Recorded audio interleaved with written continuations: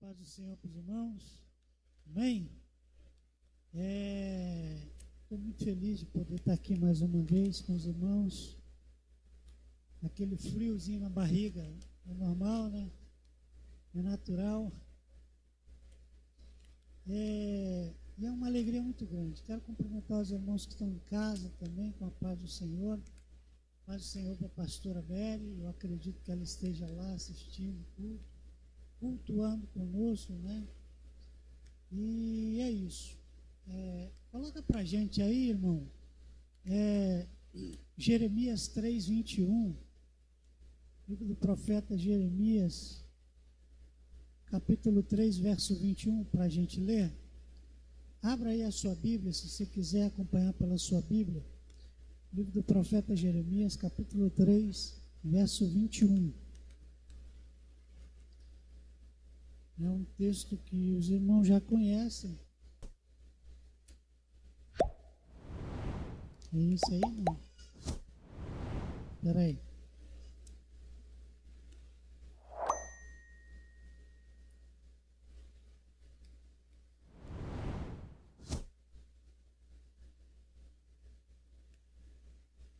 Não, perdão, querido. Desculpa. É Lamentações de Jeremias. Porque eu fiquei só com Jeremias na cabeça. Esqueci que ele estava lamentando. E aí deu nisso. Mas é Lamentações. Depois que o profeta escreveu o livro, Lamentações 3:21. Isso. Amém?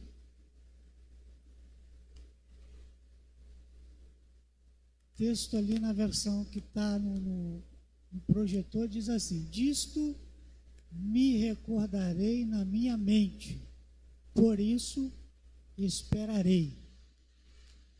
As misericórdias do Senhor são a causa de não sermos consumidos, porque as suas misericórdias não têm fim.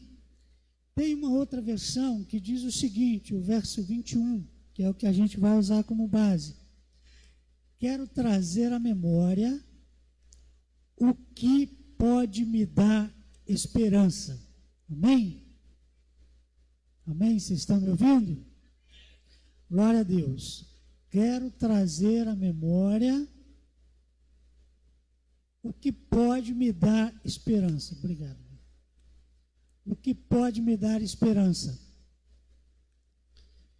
E diante desse texto do profeta Jeremias, eu quero falar um pouco com os irmãos acerca do tema esperança, né? Esperança. Do que é que nós temos esperança? O que é que a gente tem esperado, né?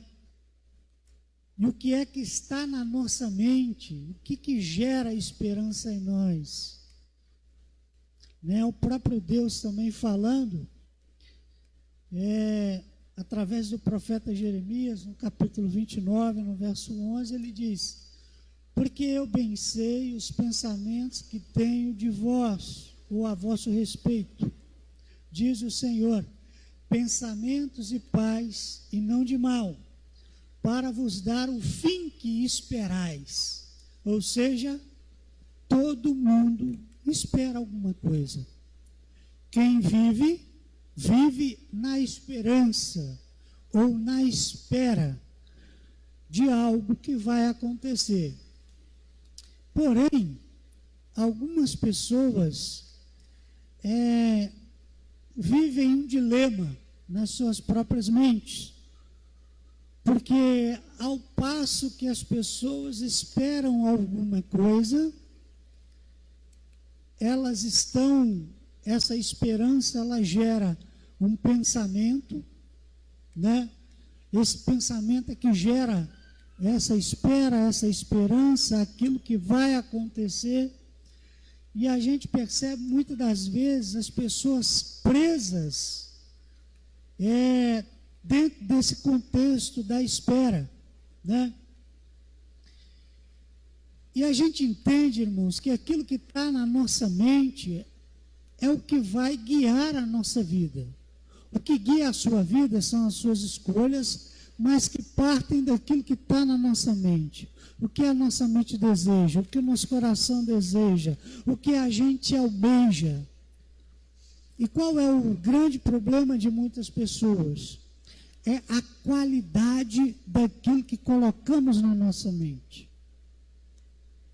Daquilo que está dentro do nosso pensamento. Aquilo que a gente... eu posso desligar esse negócio aqui? Aquilo que está dentro da nossa mente é que vai determinar o que a gente espera, o que a gente almeja, qual que é o desejo do nosso coração, a qualidade dos nossos pensamentos, né, é que vão determinar se aquilo que a gente pensa é bom ou não. E aí, o que é que a gente entende? A má qualidade, né, da nossa mente, daquilo que a gente pensa, está diretamente, a má qualidade da nossa vida, melhor dizendo, ela está ligada diretamente à forma como a gente pensa, aquilo que a gente pensa, a nossa forma de viver, se a gente vive bem ou vive mal, isso está ligado diretamente ao que a gente tem na nossa mente, ao que a gente pensa. Então a gente precisa ter cuidado com aquilo que a gente pensa, com aquilo que a gente tem colocado na nossa mente. Entende? Os irmãos estão me entendendo? Em última instância, o que a gente pode determinar nesse sentido? É que se a gente não souber gerir os nossos pensamentos, aquilo que a gente coloca dentro da nossa mente, a gente vai caminhar na direção contrária da vontade de Deus. Então, o nosso pensamento ele precisa estar focado 100% na vontade de Deus.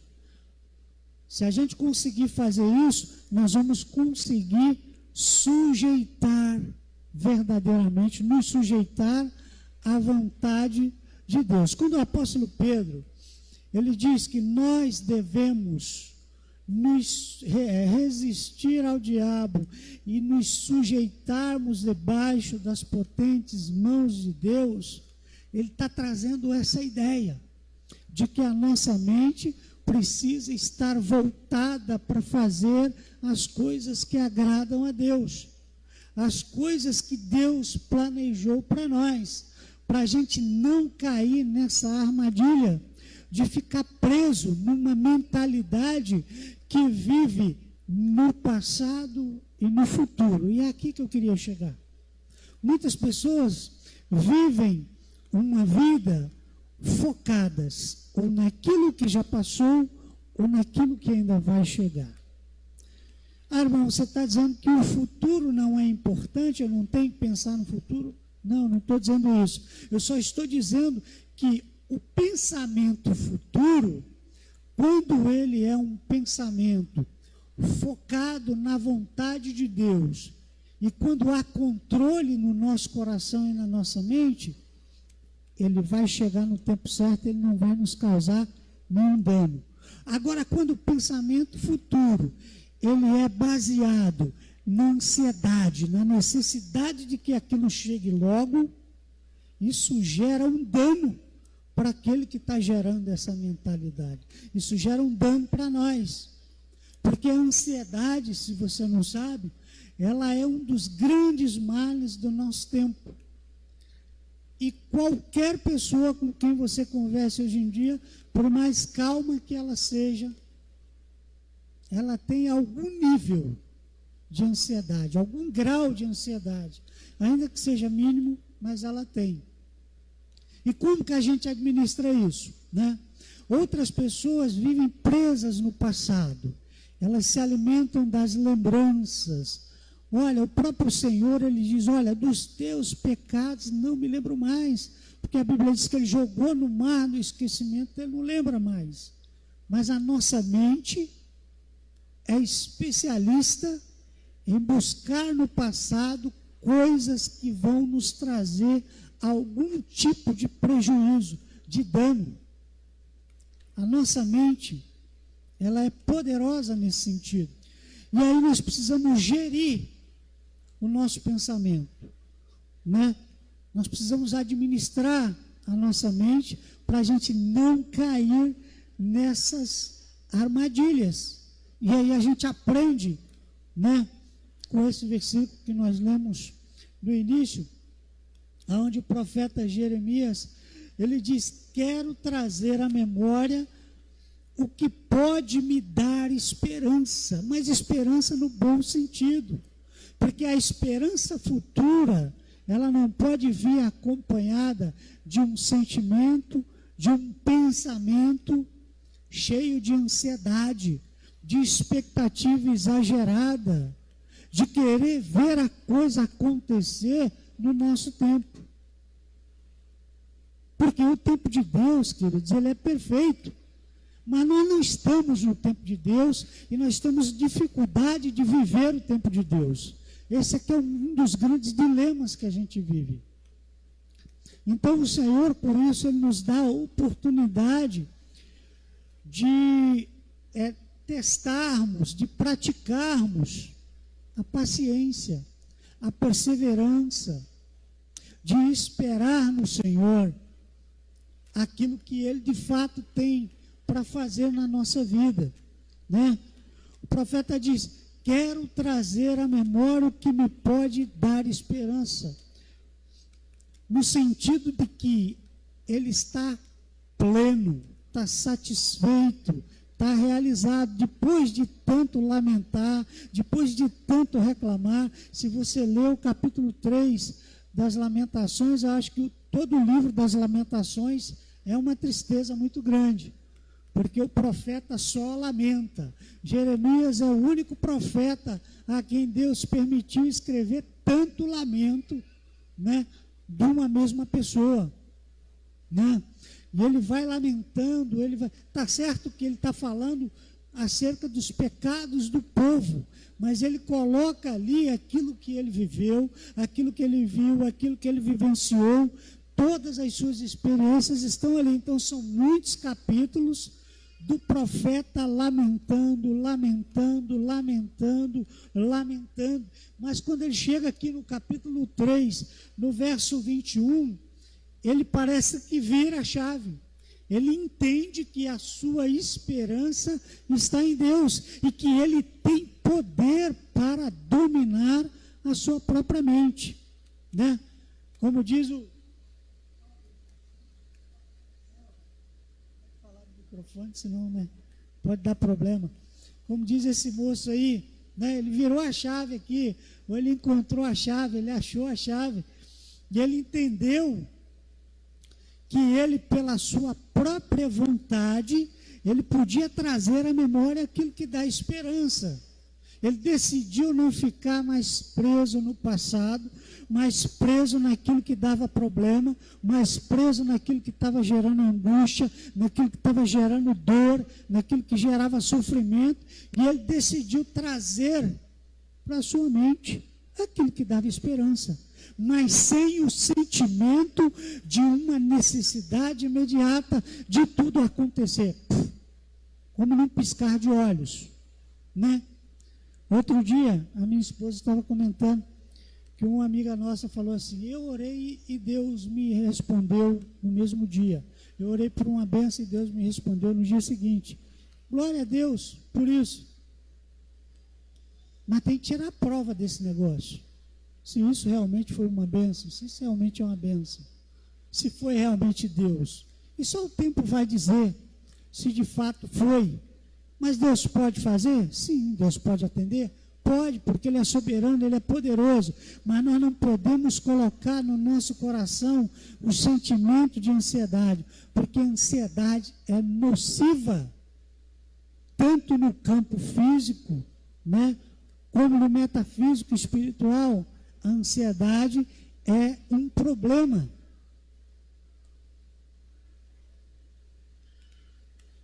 Aliás, no nosso tempo, a ansiedade é diagnosticada com problema de saúde, que precisa de tratamento.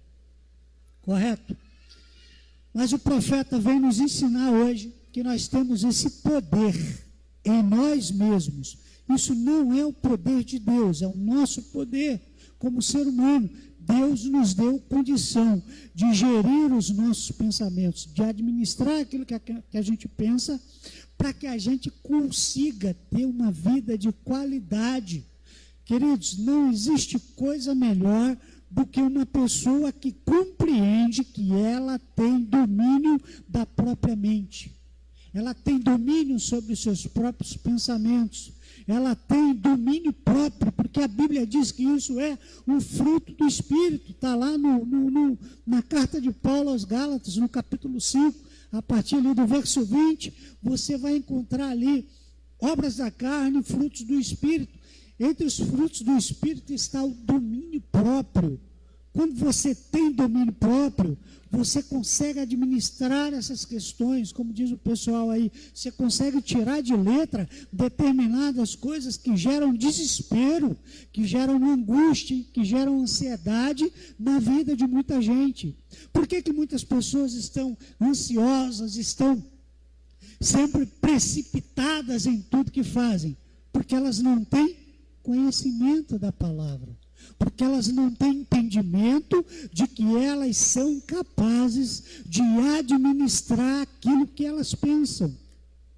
Esse é o grande dilema de muitas pessoas. E o Senhor nos ensina, através da sua palavra, que nós somos capazes de controlar a nossa mente, de resistir às nossas vontades e aos nossos ímpetos mais íntimos. Hoje de manhã, na escola dominical, a nossa irmã Poliana estava... Pode falar seu nome, não tem problema não.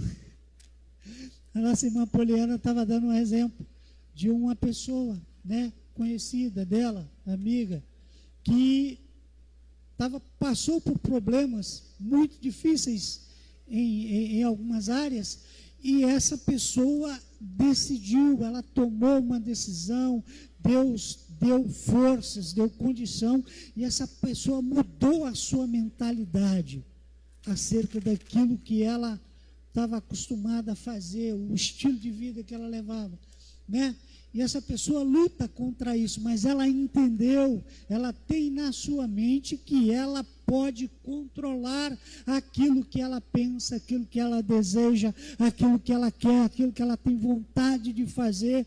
Ela tem domínio, então ela precisa dominar. Quando o Senhor ele fala lá para Caim que o pecado já é a porta, que ele precisa controlar, ele precisa dominar, ele precisa ter controle, ele está falando disso. Olha, você precisa gerir os seus pensamentos, você precisa administrar a forma como você se comporta diante das situações da vida, porque se você fizer as escolhas erradas, você vai colher o fruto. Esse é o grande dilema da humanidade. Falta força, falta entendimento, falta compreensão para as pessoas tomarem decisões acertadas ou assertivas. Esse é o grande problema que assola muitas pessoas nos dias de hoje. Então, o conhecimento de Deus, ele vem para isso. A revelação da palavra, ela vem para isso, para que a gente consiga administrar a nossa mente, para que a gente consiga ter essa qualidade de vida que muitas pessoas têm e às vezes a gente não entende por que a gente não tem. É simples. Você precisa buscar, a libertação pela palavra. A libertação pela palavra não é o fato de alguém te dizer algo, de alguém orar por você, mas é de você compreender aquilo que está escrito e absorver o conhecimento. A gente só consegue tomar decisões acertadas quando a nossa mente se abre para aquilo que a gente ouve e lê. Você ouviu determinada coisa e aquilo mexeu com a tua mente. Como é que eu faço para praticar? Irmão, você entendeu aqui, então você precisa dar um passo aqui nessa direção. E aí você segue aquele... Mas eu não sei como dar esse passo. Pede para alguém te ajudar. Me explica aqui, irmão, o que é que eu faço? Olha, você vai nessa direção. Você dá tantos passos para cá, tantos passos para cá. E aí você vai conseguir chegar onde você precisa. Essa é a forma mais prática de quando a gente não compreende, não tem entendimento. O grande problema é quando nós nos achamos autossuficientes pelo tempo de vida e experiência que a gente tem. Esse é que é o grande problema. Porque aí a gente não tem o que a Bíblia chama de um coração ensinável. A gente não tem humildade para baixar a cabeça e, poxa, ouvir e falar, não, poxa, eu preciso pelo menos tentar, já que eu não concordo, eu vou pelo menos tentar obedecer esse conselho, esse ensinamento. Muitas pessoas têm essa dificuldade e a gente não pode, gente, caminhar nessa direção. A gente precisa pedir a Deus. Se a gente não tem, a gente precisa pedir a Deus um coração ensinável. Irmão, eu não sei o que é um coração ensinável. Me ensina o que é isso. Me explica o que é isso. É um coração disposto a obedecer. É simples. O coração ensinável é aquele que está disposto a obedecer a Deus, a obedecer a sua palavra. Esse é um coração ensinável. É fácil você identificar um coração ensinável. Olhe para a pessoa que, mesmo com todas as dificuldades, se propõe a se esforçar para obedecer a palavra. Irmão, mas olha, ele não é perfeito, ele tem muitas falhas, mas ele está tentando. Esse coração é ensinável. Esse coração está aberto, esse coração está disposto a tentar. Esse é um coração ensinável. Então a gente precisa ter cuidado, irmãos, para a gente não cair nessas armadilhas. Primeira armadilha é a armadilha de achar que sabe tudo. Ou de achar que o pouco conhecimento que a gente tem direito de bater de frente, de ir lá, de discordar. Direito você tem, mas às vezes a gente quebra a cara porque a gente não vai com um coração humilde. E às vezes a nossa resistência, ela causa danos para a gente. Ela causa problemas. Entende? Então a gente precisa se cuidar nessa parte. Porque a nossa esperança, ela de fato está no Senhor. É o Senhor que é a razão da nossa esperança. É nele que nós esperamos. Ok? O salmista diz no Salmo 146, verso 5, bem-aventurado aquele que tem o Deus de Jacó por auxílio e cuja esperança está posta no Senhor, seu Deus. Então, bendito seja aquele cuja esperança está em Deus. A nossa esperança, irmãos, ela não pode estar no sistema de governo. Ela não pode estar na política. A nossa esperança não pode estar no nosso dinheiro, no poder aquisitivo que a gente tem. Não pode estar na nossa profissão, no nosso ofício, naquilo que a gente sabe fazer. Não. Isso são coisas que o Senhor nos deu. Ok? Ok. Através do nosso trabalho, do nosso esforço, do nosso estudo, tudo isso, materialmente falando, a gente consegue. Mas a esperança vindoura, a esperança da eternidade, ela precisa estar em Cristo, ela precisa estar no Senhor, mas a gente precisa ter a nossa mente aberta para compreender essas coisas, senão a gente não alcança esse nível de maturidade que a gente precisa alcançar.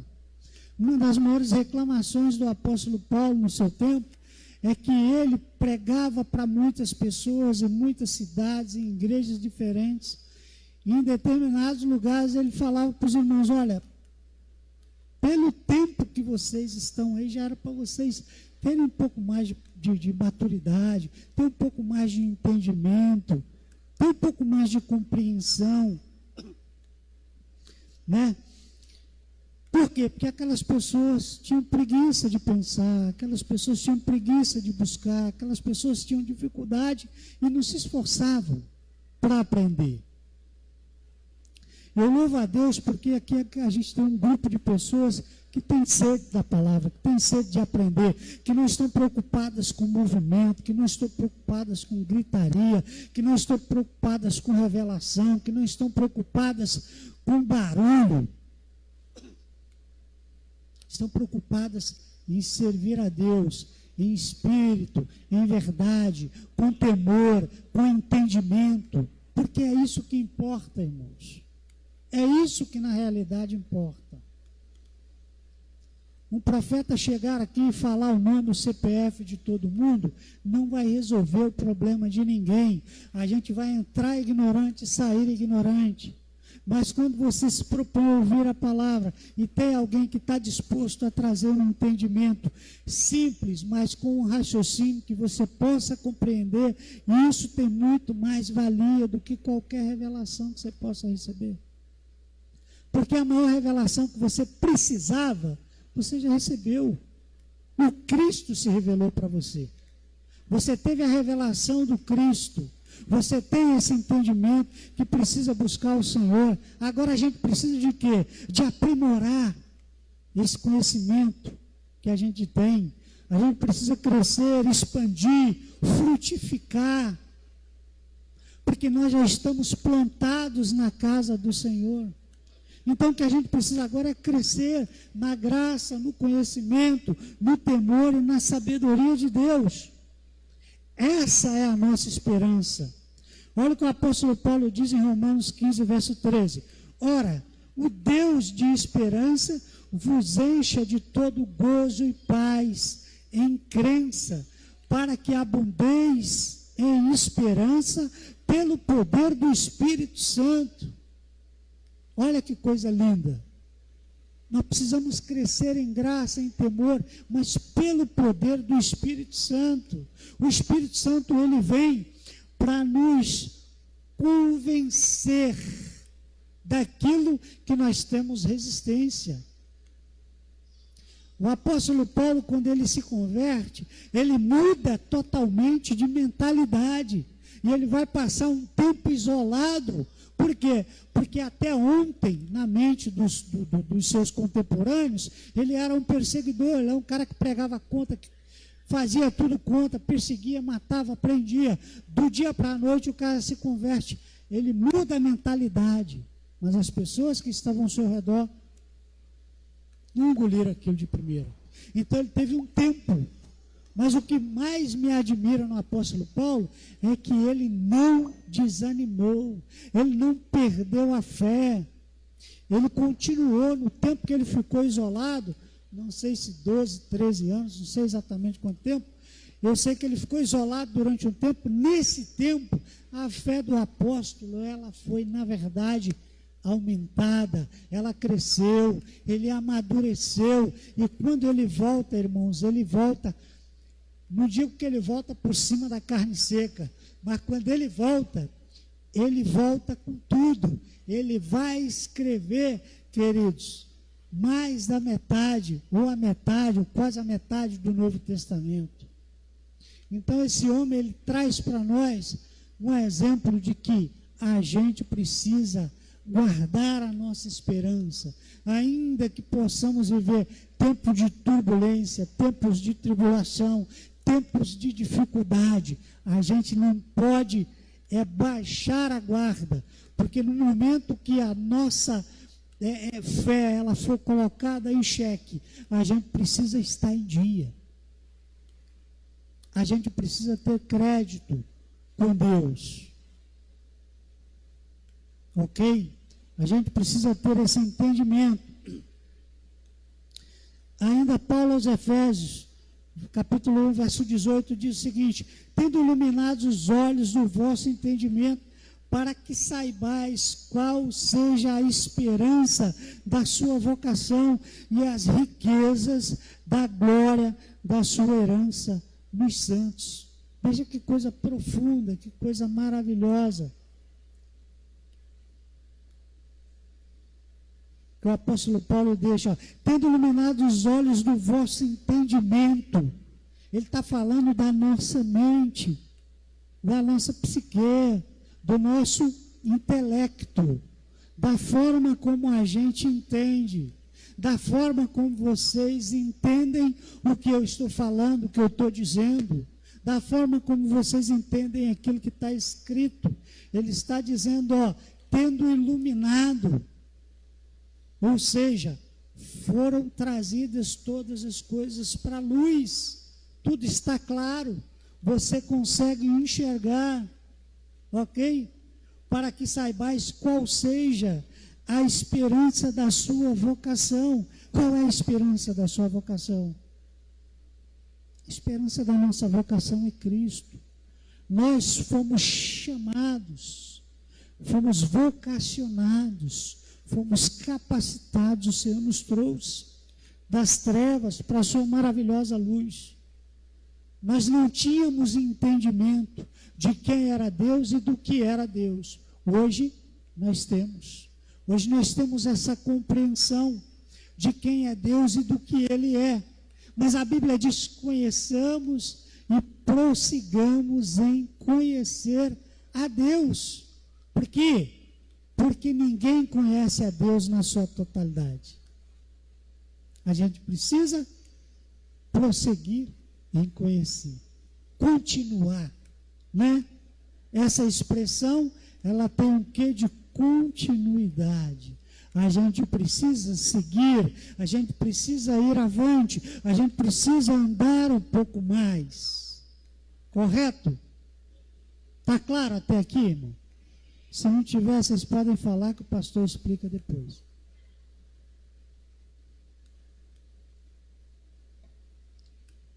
Ok? Então a nossa esperança está em Cristo.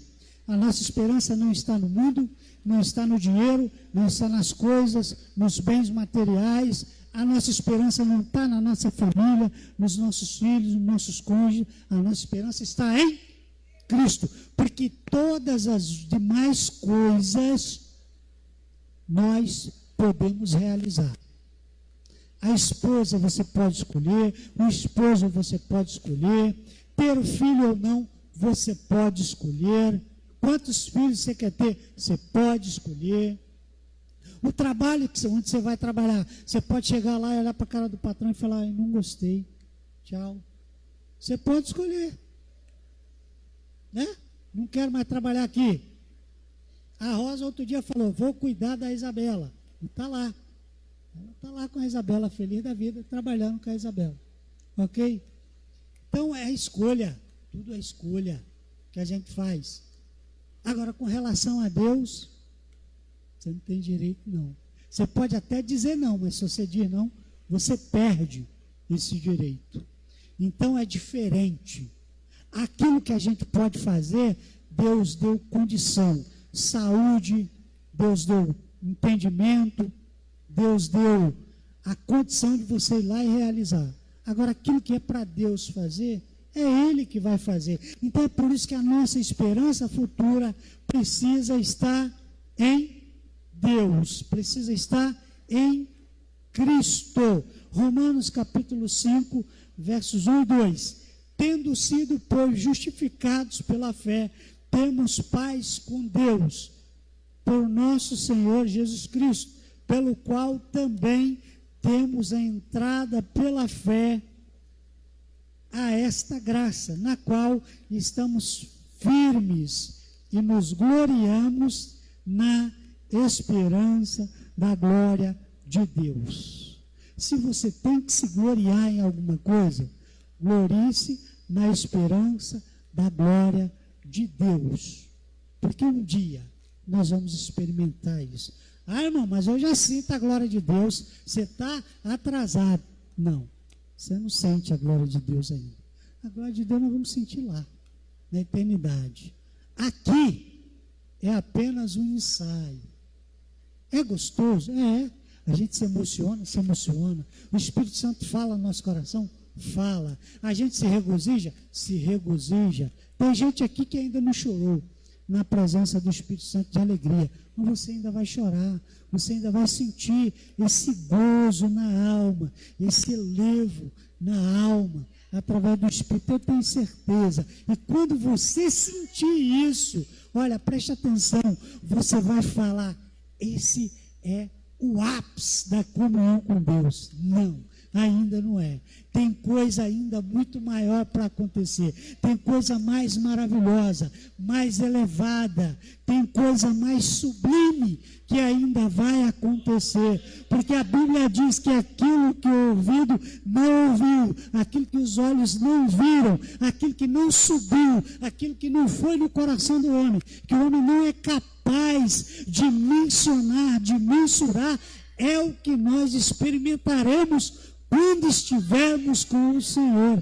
Então, querido, entenda de uma vez por todas, aqui é um ensaio, aqui é um lugar de aprender, aqui é um lugar de buscar, aqui é um lugar de servir, aqui é um lugar de ser útil, aqui é um lugar de trabalhar, mas acima de tudo, aqui é o lugar onde a nossa esperança todos os dias ela é alimentada. Aqui é onde a nossa esperança ela vai germinando, crescendo como uma planta, porque a palavra é a água que molha a esperança, é a água que lava, é a água que hidrata, é a água que dá o crescimento, é a água que traz a vida para dentro do crente. Então, não se apegue às coisas que o mundo pode oferecer, não se apegue às paixões, não se apegue às pessoas. Ame as pessoas, viva com elas, ajude se você puder, tenha comunhão, porque isso é igreja,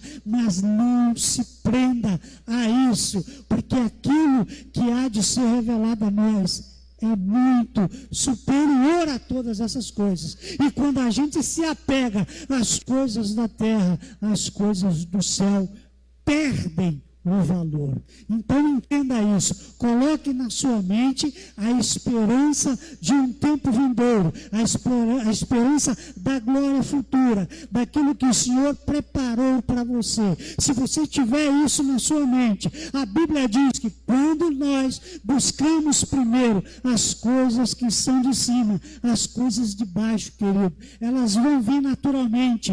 Mas, irmão, eu estou esperando e ainda não aconteceu aquilo que eu estou esperando aqui na terra. Sabe por que ainda não aconteceu? Porque o teu coração não está nas coisas de cima, está nas coisas de baixo. A partir do momento que o teu coração estiver nas coisas de Deus, nas coisas do alto, as coisas terrenas passam a perder o sentido, elas precisam perder a importância para que a glória de Deus se manifeste e a plenitude de Deus venha sobre a sua vida. É isso que a gente precisa entender, e algumas pessoas têm dificuldade de entender isso. Por que nós estamos sempre buscando, e a gente não recebe? Porque a gente está buscando a coisa errada. A gente está buscando no lugar errado. A gente devia ter vergonha de vir para a casa de Deus pedir bênção material. Irmão, mas isso não é pecado. O povo de Deus sempre pediu e Deus sempre fez. O certo seria a gente vir para a casa de Deus para agradecer somente. Esse seria o certo. Porque você já percebeu que tudo que você precisa... Ah, irmão, você está dizendo que eu não devo orar? Então não estou dizendo isso. Eu estou te fazendo uma constatação. Irmão, eu orei, Deus abriu a porta de emprego. Amém, foi Deus que abriu a porta de emprego. Foi Ele que preparou a oportunidade. Mas para quê? Para que Ele seja glorificado. Não para que você dê mais importância para aquilo. Irmão, mas eu preciso trabalhar durante a semana, não dá para estar nos cultos. Amém. Deus não quer que você seja uma pessoa que esteja presa na igreja por isso. Você tem que trabalhar? Amém. Eu tive tempo que eu trabalhava e eu vinha na igreja só domingo de manhã.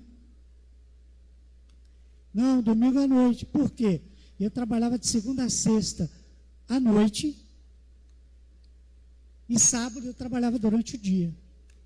Não, era o inverso. Eu trabalhava de segunda a sexta durante o dia e sábado eu trabalhava à noite. Então eu chegava no domingo de manhã naquele estado, moído, muito cansado. Não conseguia vir na escola dominical. E eu vinha no culto à noite. Só que eu chegava também baleado no culto à noite. Por quê? Porque segunda de madrugada eu tinha que trabalhar. Então era muito cansativo. Mas você tem que ter foco. Focar nas coisas que são de Deus. É pecado? Não, não é pecado. Mas a tua mente, o segredo aqui é a mente. A esperança da tua mente está em quê? Está nessas coisas? Não, precisa estar em Deus. Porque, queridos, é uma máxima. A Bíblia é uma... Toda a Bíblia é uma máxima. E a Bíblia não tem uma máxima. Toda ela é uma máxima. Se você pegar qualquer texto da Bíblia e decidir aplicar, viver ele vai se cumprir. Então, quando o salmista diz, olha, buscai primeiro o reino de Deus e todas as demais coisas serão acrescentadas, não significa que você vai ter tudo aquilo que você deseja. Não, não é isso. Significa que no seu coração, na sua mente, na sua vida, você estará satisfeito com tudo aquilo que Deus já te deu, ou com tudo aquilo que vai acontecer. Não tem a ver com uma prosperidade exagerada, porque isso é conversa para boi dormir, para enganar tolo. E tem muita gente que cai nessa história. Não, irmão, busca o reino de Deus que todas as coisas vão ser acrescentadas, você vai ser próximo, você vai ser isso, você vai ser aquilo. Ok, mas a tua prosperidade, ela depende em primeiro lugar do teu esforço.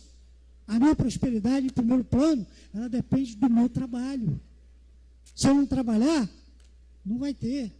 Então a prosperidade material, ela está nisso. Você se formou, você estudou, você tem uma boa profissão, você ganha um bom salário. Eu trabalho com gente que ganha 33 vezes mais do que eu. E aquilo não me frustra. Tem hora que a gente olha para o lado e fala, rapaz, o cara está sentado ali o dia inteiro, só respondendo e-mail. Mas o cara estudou.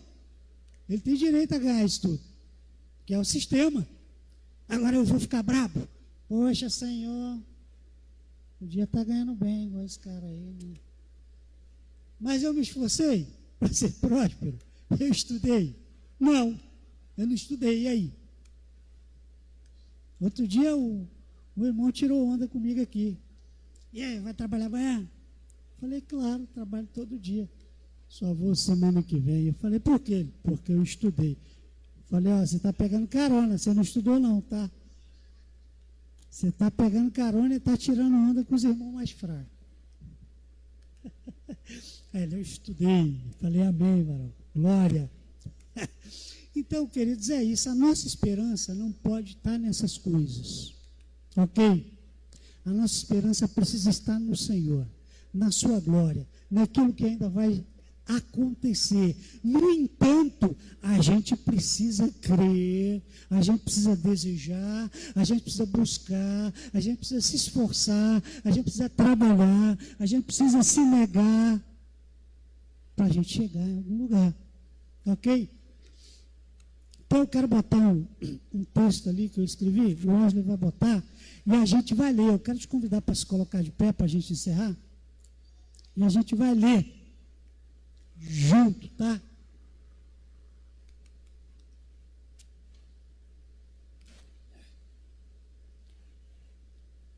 Tem 2 páginas? Ok? Então você que tem a sua esperança em Cristo e crê que a obra dele já foi feita na sua vida, você vai repetir comigo agora, ok? Está todo mundo vendo ali? Amém? No 3, repita comigo. 1, 2, 3. Eu sou abençoado, próspero, resgatado, perdoado, saudável, completo, talentoso, criativo, confiante, seguro, disciplinado, focado, preparado, qualificado, motivado, valioso, livre, determinado, equipado, capacitado, unido, aceito e aprovado. Glória! Acabou não. Repita comigo: sou um filho de Deus Altíssimo, sou um abençoado e vou ser tudo que fui criado para ser em nome de Jesus. Agora sim, aplauda, Senhor.